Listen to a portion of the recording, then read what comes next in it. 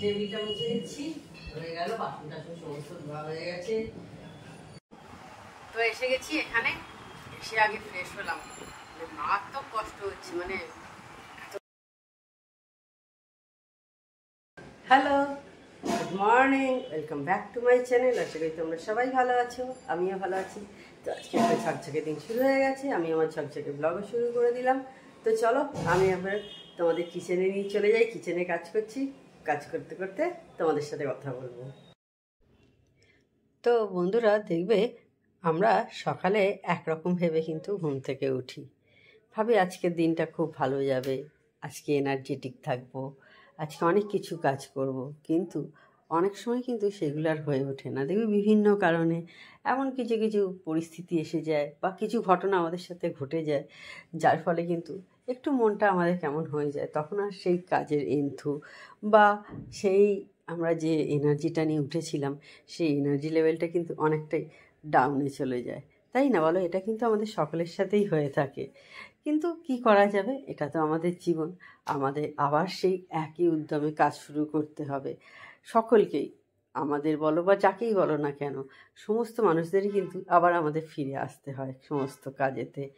হয়তো সেই এনার্জিটা পাওয়া যায় না, কিন্তু কাজ তো আমাদের করে যেতেই হবে, না হলে তো কোনো উপায় নেই।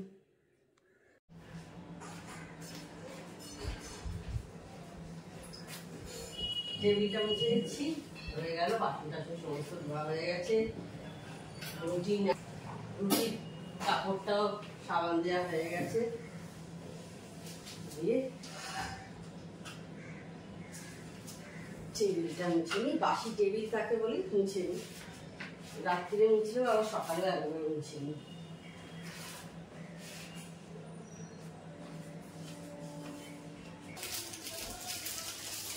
তো ব্রেকফাস্ট বানাতে চলে এসেছি।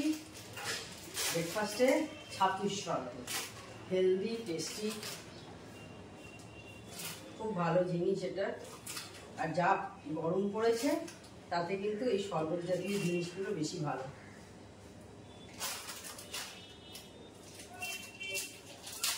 লিকুইড জিনিস খাওয়া এমনি খুবই উপকার, বেশি ভাজা ভুজি।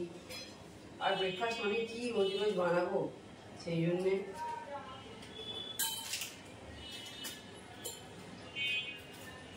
এইগুলো ভালো, ভালো অপশন যারা খায়। যারা খায় না সেটা ছেড়ে দাও, আমরা যেমন খাই।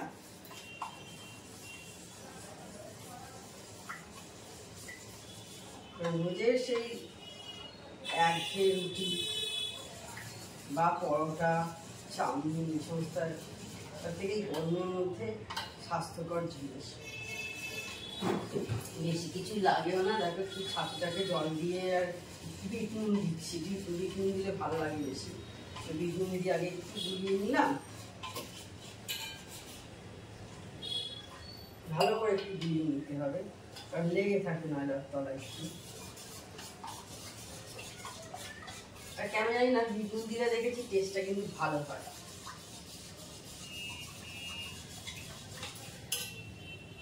লেবু দিয়ে দিই।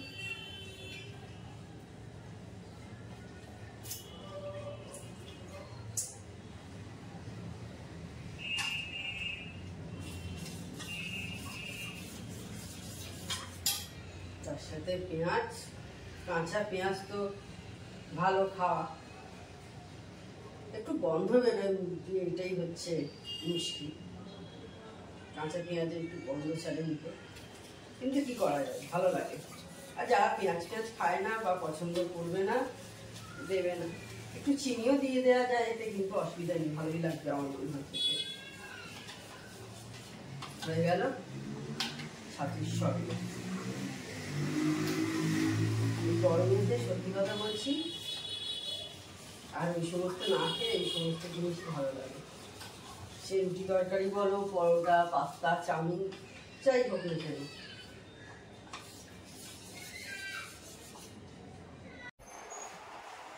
স্নান টান করে রেডি হয়ে গেছি। এখন কটা, প্রায় বোধহয় 1:45 কাছাকাছি হলো।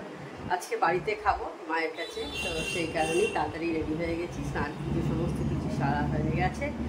এইবার বেরিয়ে পড়ি, বাড়িতে গিয়ে তোমাদের সাথে আবার কথা হবে। এই যে আমরা এবার চা খাবো এখন। চা হয়ে গেছে, এই যে দিদি এসেছে, তোমাদের বললাম সেই জন্যই এসেছি। এই যে দিদি এদিকে চা খাচ্ছে, আমি দাঁড়িয়ে, আমার চা এখানে আছে, ঠান্ডা হয়ে যাচ্ছে, এদিকে টিভি চলছে।